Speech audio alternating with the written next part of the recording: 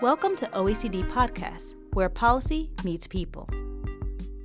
In an ideal market economy, there are lots of companies that are roughly the same size and they compete against each other. Because there's lots of companies, they hire a lot of people, and consumers get a lot of choice and lower prices.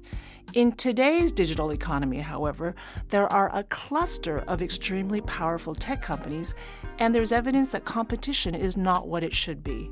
I'm Clara Young, and I'm here with Casper Klynge, who's going to explain it all to me. Casper is Denmark's and the world's first tech ambassador, a position he's occupied since 2017. So thank you for speaking to me, Casper. My pleasure. Now, there have always been titans of industry like the newspaper, steel, and railroad barons of the 20th century.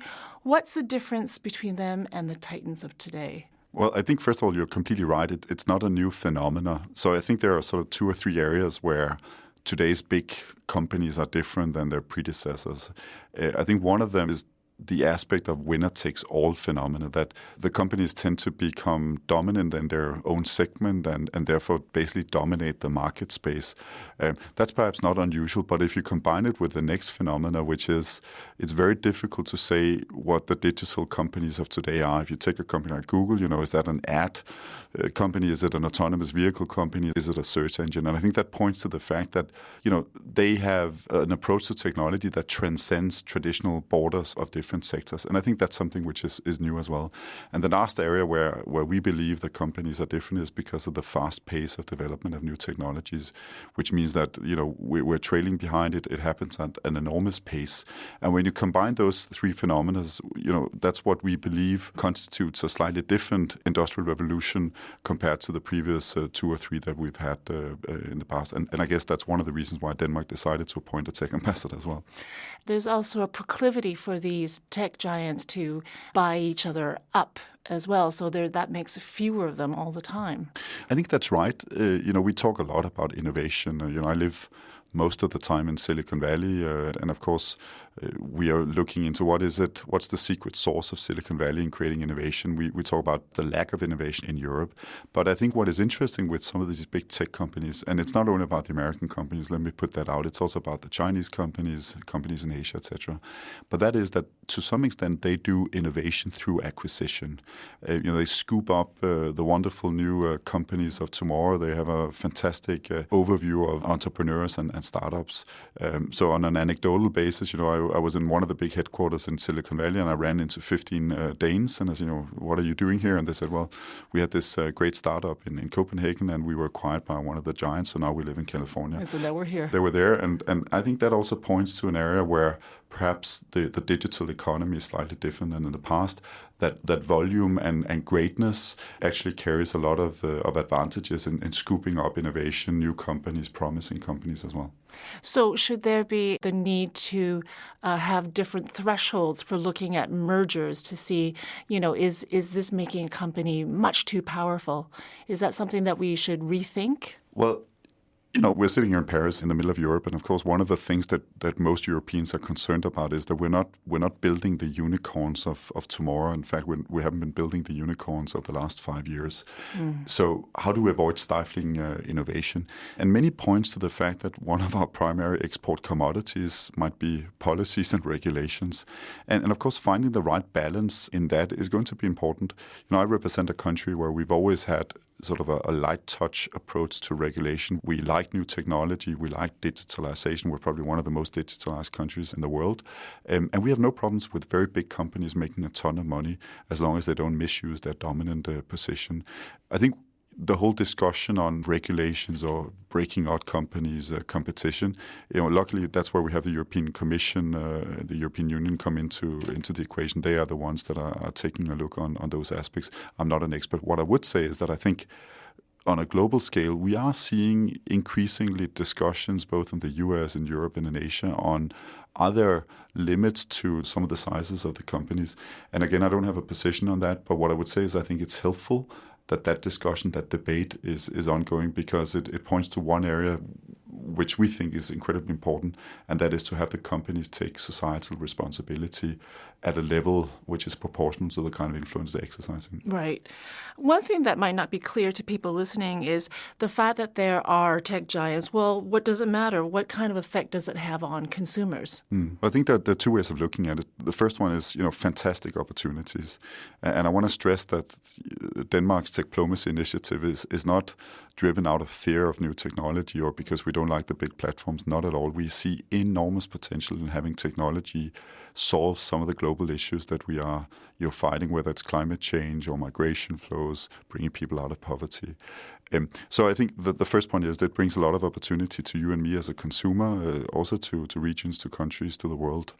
I think where some of the scandals we've seen in the last couple of years, Cambridge Analytica, several other leaks of data, what that has pointed to is that as a consumer or as a regulator, as a country, there are a price tag with some of these new products. And if the companies are not responsible in making sure they protect your personal data, that it's leaked or is misused, well, that's something that I don't know, and the jury will be out on that one. But I think consumers, employees, governments, civil society organizations will increasingly hold those companies accountable and responsible. And that might not be a bad idea, that we sort of regain equilibrium in the approach to big tech. To balance it out.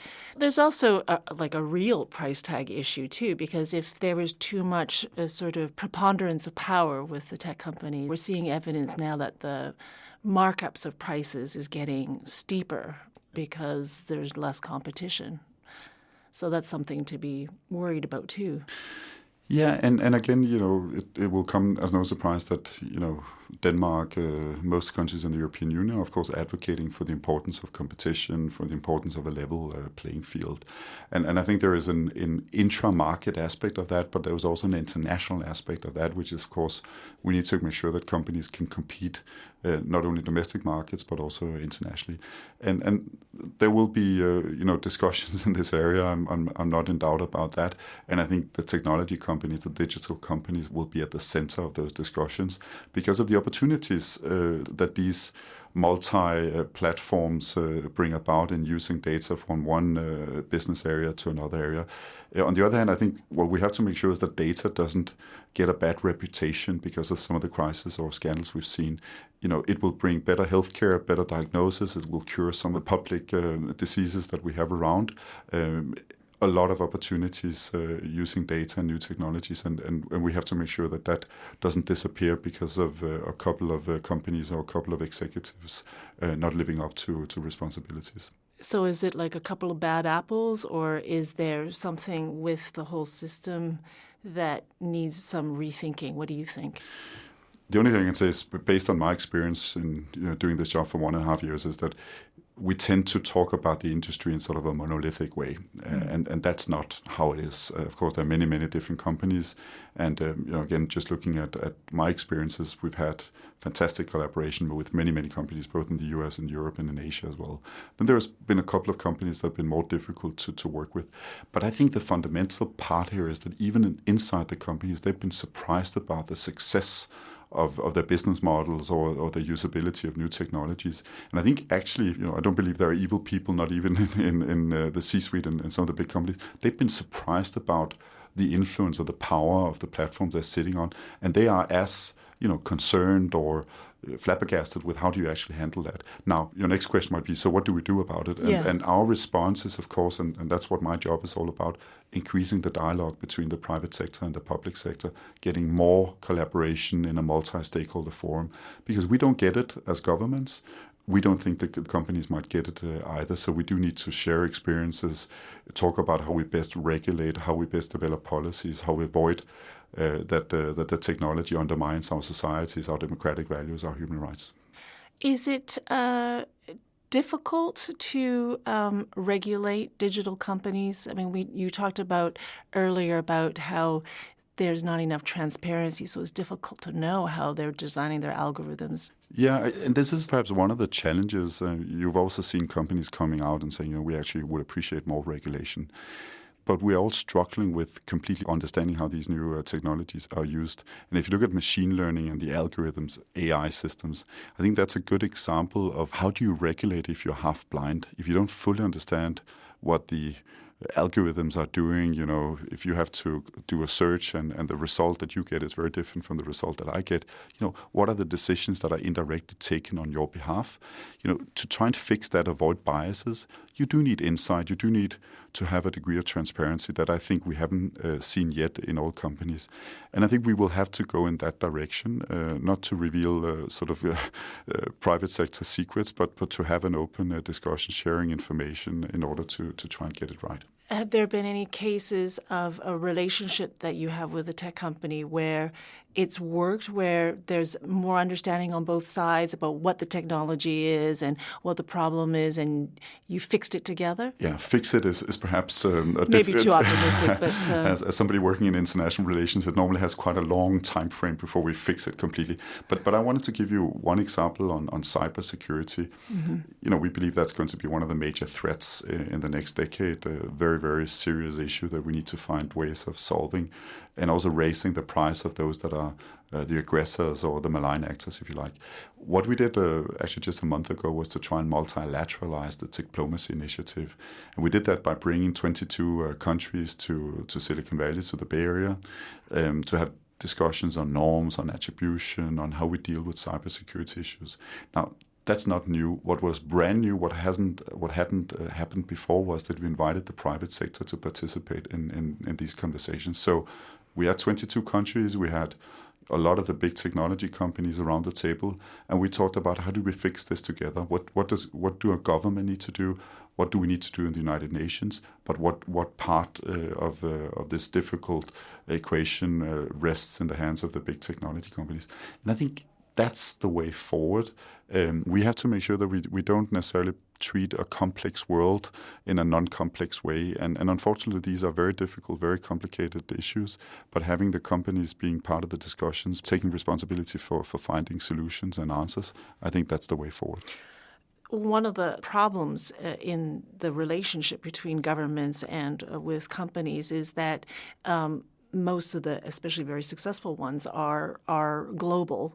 And so the relationship between domestic companies and domestic, governments is not the same. So perhaps this could be a way of dealing with a global coordination or cooperation situation that we need. I think that's absolutely spot on. And I think actually having, again, private companies participate in policy discussions or discussions on regulations or discussions on how do we make sure we have a competitive economy that will thrive in the digital age. Those are critical issues, and on rainy days you can be a little bit concerned about where the world is heading and whether everybody will benefit from new technology and digitalization. But to avoid a digital divide, to avoid that this is really an inclusive digital world, a technology-driven world, we do need to have these conversations also with the private sector, because they have to be part of the solution. They have to be part of developing the approaches, the policies, and the regulatory frameworks that we need to employ. But from a point of view of logistics, isn't it difficult to arrive at solutions or even any kind of consensus on things when you have so many different voices, so many different governments, so many different companies? How do you make it work? Well, that's sort of the headache of all diplomats and international relations, I would argue. And of course, it is very complicated.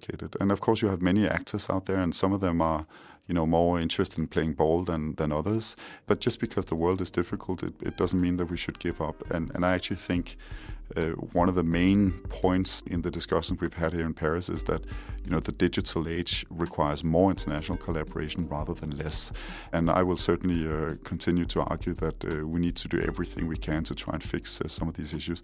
And I just want to point out it's not small, tedious things that we're talking about here. It's basically whether technology is undermining democracy, whether you have malign actors trying to meddle with election processes, whether individual rights, human rights are being violated. Those are big, big topics that has an impact on you and me sitting here in Europe, but it also has an impact on people living in Africa, Southeast Asia, or Latin America. And we firmly believe that we have a responsibility as governments, regional organizations, international organizations, they have a critical responsibility, but the private sector cannot avoid their part of this. And I think the honeymoon is over from those days where they basically argue we need to have a vacuum, unregulated vacuum, and we'll fix the world by ourselves. Well, thank you very much, Casper. Thank you for listening to OECD Podcasts. I'm Clara Young. To listen to other OECD podcasts, find us on iTunes, Spotify, Google Podcasts, and SoundCloud.com/OECD.